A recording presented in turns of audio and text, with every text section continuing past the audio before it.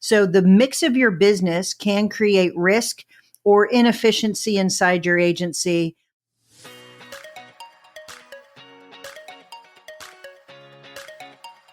Welcome to the Insurance Refocused podcast, where we're highlighting real agent stories and how they are innovating to respond to the changes and challenges happening in the independent insurance industry. My name's Lindsay, and I can't wait to introduce you to my amazing co-host, who just so happens to be my mom, Carey Wallace. Mom, how you doing today? I'm having a good day, Lindsay. How's your day going? It's going good. You know, I had a really funny moment today when I was pretending to be the CEO of wedding planning today instead of working, and then remembered that you were in my wedding planning group chat as my boss. Yeah. That was a little crazy moment today, but I got that. a lot of wedding planning done. I did see that. I saw a lot of WhatsApp going back and forth with Miss Charlotte in France. So it looks like you guys accomplished a lot. That was amazing. Sometimes you got to go when the inspiration strikes and when the French person is responding to you. You know No what I kidding. mean? Yeah, I mean, that time zone is a thing. So I will tell you this. I'm super excited about the painting. So I saw that came through. So that's going to be a cool, I don't know, souvenir or whatever that people will keep, because I love the one that I have in my office. Yeah, we're doing like little guest paintings of all of our guests. They can get like a live painting of themselves. I feel like a lot of couples these days are moving towards getting a painting of themselves, but I don't know. I like attention, but I don't like attention like that, you know? Like I'd rather have my guest have a little knickknack to take home that's really special to them than have a painting of myself. I can always get a painting of one of my favorite pictures or something done later. So I'm super pumped about that too. Yay. I'm glad you saw that, but sorry for, not really working for like an hour today.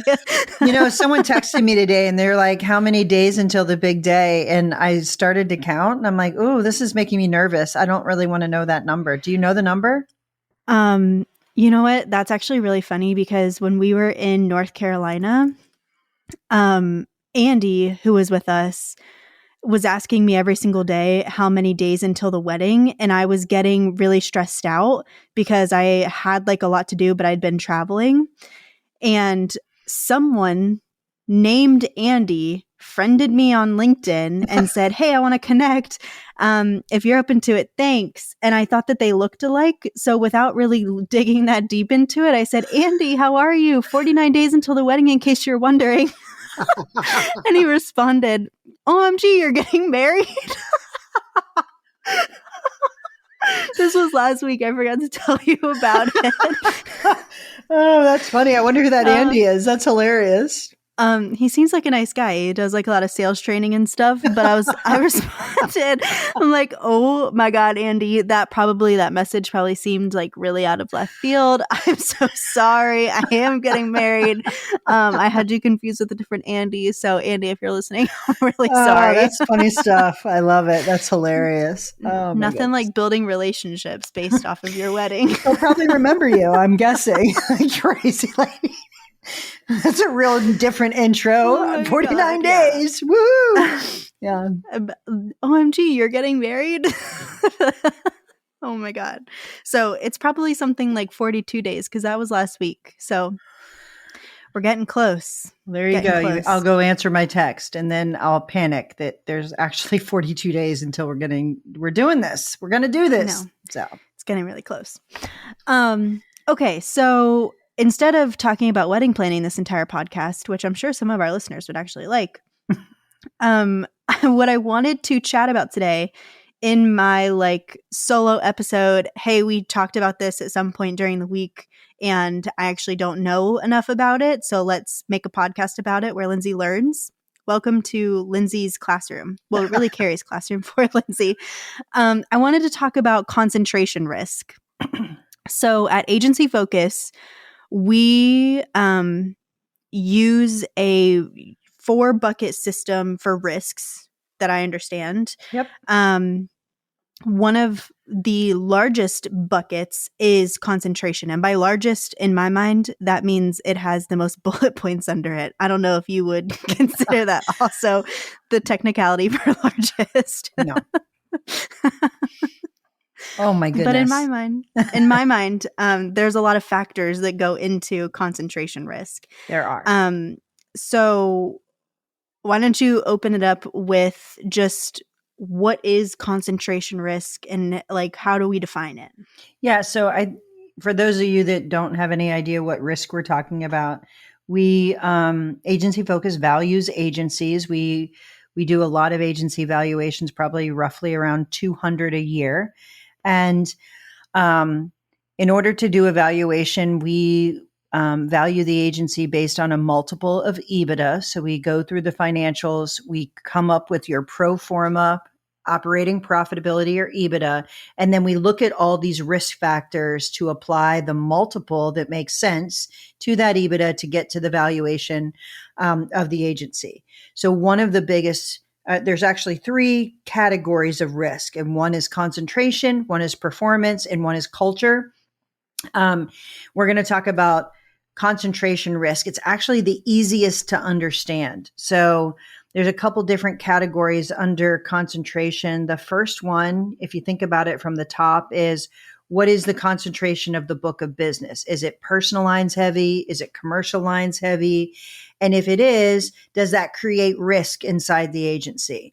So what's funny is a lot of people, I believe, think that they want more commercial than personal in their book of business for whatever reason.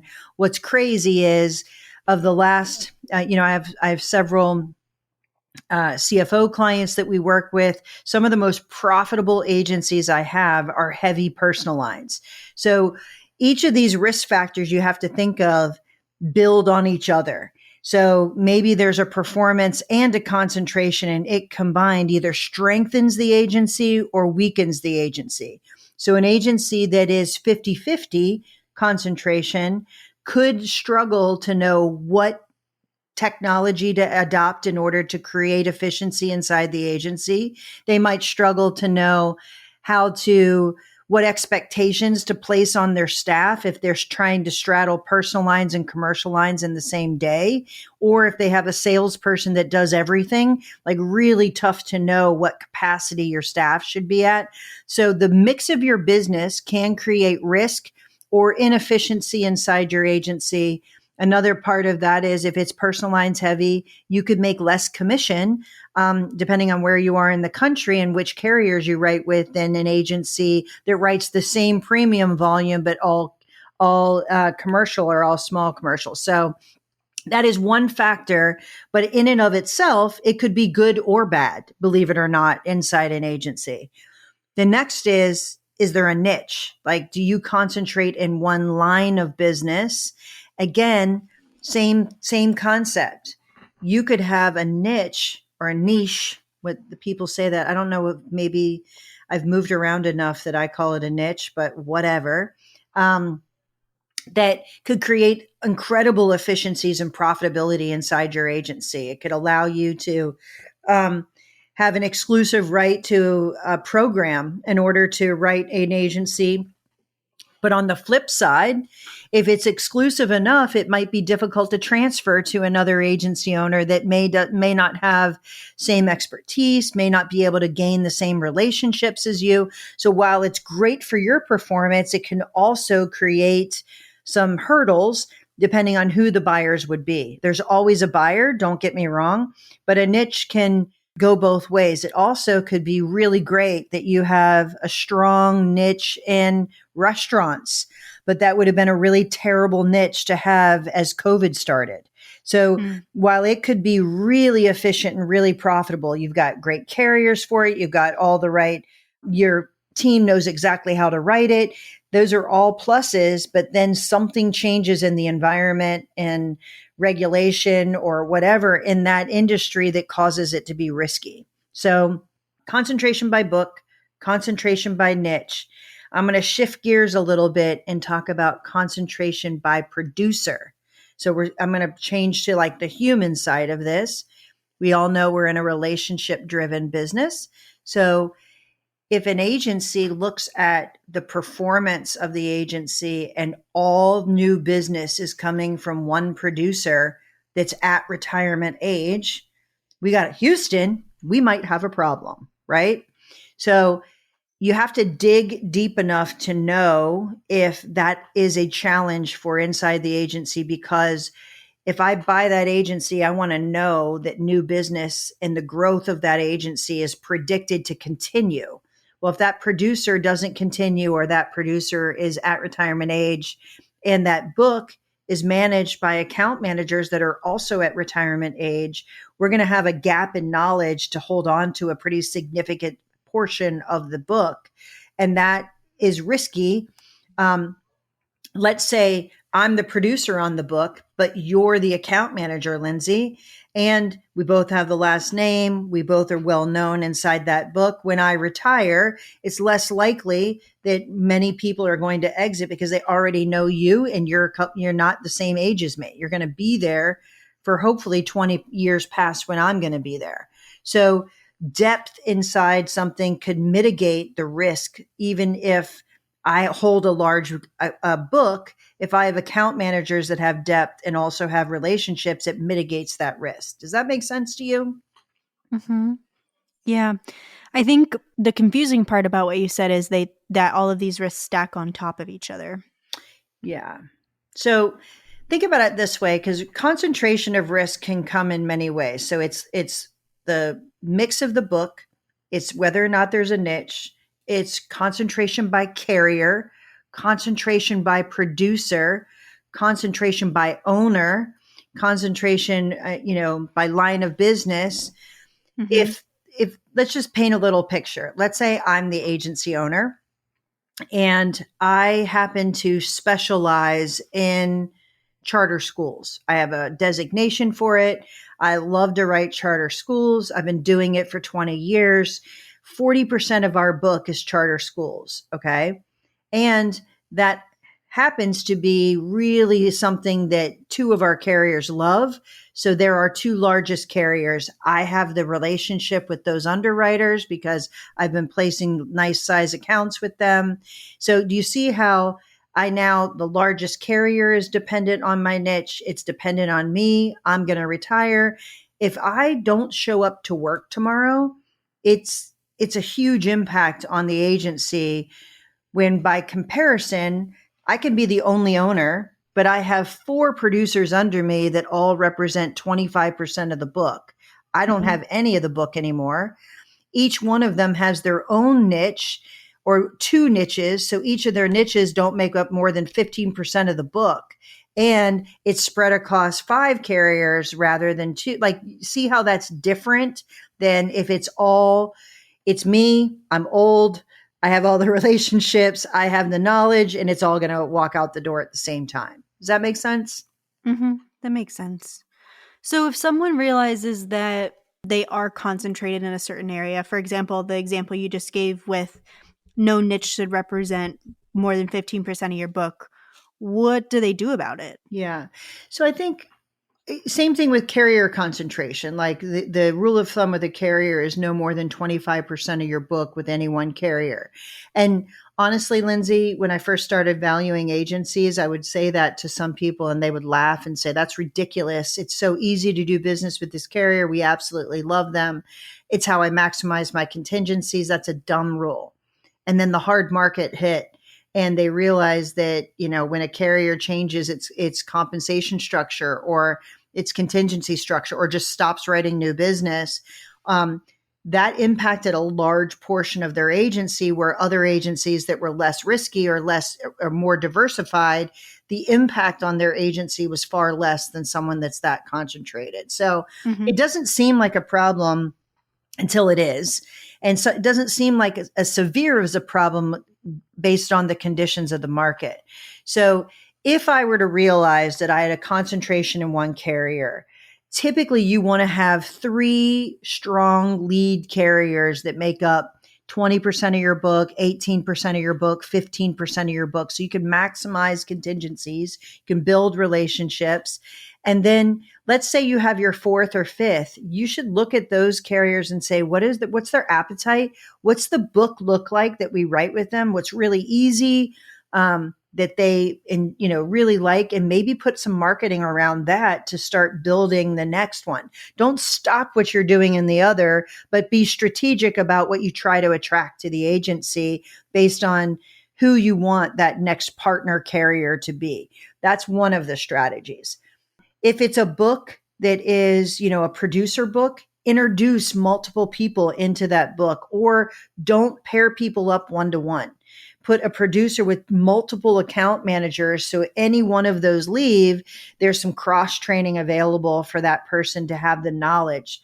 I had one agency that had 3 owners. One was going to exit, and his book made up 40% of the agency. And he had one account manager that was also going to retire at the same time, which meant they were going to leave this huge void in a pretty specialized book of business that nobody else really had any interaction with, which, I mean, some little bit, but the bulk of the work was these 2 people, and they were both in the same age category. So some of the things is just looking at it rather than working in your business, pick your head up and look and say, wait, where's my exposure here? Where could I cross train? Where could I reshuffle? Where could I have someone mentor another person over a period of time? And it's hard in a small business to overstaff and do that, but it's really beneficial when you have depth of knowledge and you're able to expand that. I also think this is a perfect opportunity for utilizing AI, where you can create knowledge about that specialization that you have inside your agency. So new people that don't have the experience would be able to go ask questions and be able to come up to speed and learn from those that might be exiting in order to be able to manage that book. You're not going to have the relationships with the customers, but you can gain the knowledge much faster with the resources that are available. So I think that's a incredibly smart thing to do, as we know there's a lot of knowledge that's going to exit the industry as so many people are at retirement age. But hopefully that helped with what do you do when you recognize some of this concentration risk. So that's kind of what you do, but what are some strategies? You said the AI, you said, diversify roles within your team. Those all seem, pretty long term. Yeah. Are there any short term, like easy wins that you've seen agencies take for any risk, or it is just like long term strategy that they have to It's work one of the with? reasons we tell you to get a valuation done of your agency far in advance of you wanting to do something. So oftentimes when an agency comes to us and they say, we do our intro call and we just ask them about their agency. Number one, how can we help you? I'm interested in a valuation. Fantastic. Tell me about your agency. They typically start with, what's your revenue size? What's your mix of business? Are you personal lines heavy or commercial lines heavy? Tell me who your lead carrier is. Do you have any niches? What's your staff look like? And then they send us their data. We take notes on that intake call. And what's funny is people will say, oh, I'm 60-40 personal lines. And they come back and they're 70-30, or they're the opposite way. They're actually 40-60 the other way. But in their mind, they've always been 60-40. And they don't really look at the mix of business, and they don't know that it's shifted. Or I'll say, what's your largest account? What do you have any idea how much is with your largest account? They've never really looked at what the revenue size is of their largest account in comparison to the whole book. The whole book is growing, and they didn't realize that their largest account makes up 15% of their book of business. Like, that's a serious concentration. If one account exits and it's 15% of your book, 20% of your book, that's a big deal. So some of these are just an awareness, and then thinking about how do you introduce and have that client that's so important to your agency maybe know multiple people inside the agency, or get to know the next future owner, or but you could restructure how you deal with your carriers, how you deal with your customers, how you manage that niche and really cross train so you can spread that knowledge out a bit. Relationships are the hardest part, Lindsay, because it's so easy to just fall into, well, this is my client and I've known them forever. But the problem is that client could be not transferable if you don't try and introduce and transfer some of that trust to the entire team, not just the person they've known for 30 years. So I think you just have to be intentional about acknowledging this is a team approach, not a one-to-one approach. Okay. Interesting. Yeah.